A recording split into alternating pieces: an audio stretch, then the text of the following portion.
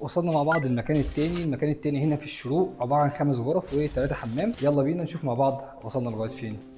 وصلنا مع بعض الشقه دي بصراحه من اكتر من الشقق اللي انا استمتعتها وانا مرتاح نفسيا. خلصت كمان بسرعه جدا. الكلام اللي احنا شايفينه مده العمل فيه حوالي 45 يوم. استلمنا المكان تقريبا كان على الطوب الاحمر، فبفضل الله انجزنا كتير جدا. اول حاجه طبعا عملنا تعديلات معماريه في المكان. عملنا ليفنج، ما كانش عندي ليفنج بالشكل دوت. عملنا التي في وول هنا في المدخل هنا، نفس الوقت قريبه من المطبخ. يعني الغرفه دي من الاخر كده ما كانتش موجوده. البلاط ابيض في جري، بورسلين هندي. كمان من ضمن الحاجات الكويسه اللي هو كان نازل في الوقت ده اصلا عليه اوفر، تقريبا جبناه بسعر السعودي. يعني كانت ماشيه في كل حاجه الحمد لله. كمان عندنا توزيع اللايتنج نفسه، عملنا ليد بروفايل، حاجه سيمبل كده بسيطه، وسبوت دبل من ناحيتين. الشاسيه بتاعه باللون البلاك، في نفس الوقت هيكون فيه دلايه في النص كده. الليفنج خلص بالنسبه لي. طبعا الفرش زي ما احنا شايفين قدامنا في الديزاين. طبعا هيجي مع بعض للريسبشن. اول حاجه عندنا هنا دي الانترنس بتاعتي، فيها الجزامه، فيها وحده استقبال كده. اول قطعه خلصت معايا. الجزء الثاني هنا في المنطقه ديت ما شاء الله مساحتها كبيره جدا، وفي نفس الوقت هنا عندي تي في وول بمكتبه معموله بشكل احترافي كويس جدا جدا. تاني حاجه عندي شباك هنا، ده مش معمول. الشركه اللي عامله الفيلا عامله الواجهات بس، اللي هم الشباك ده والشباك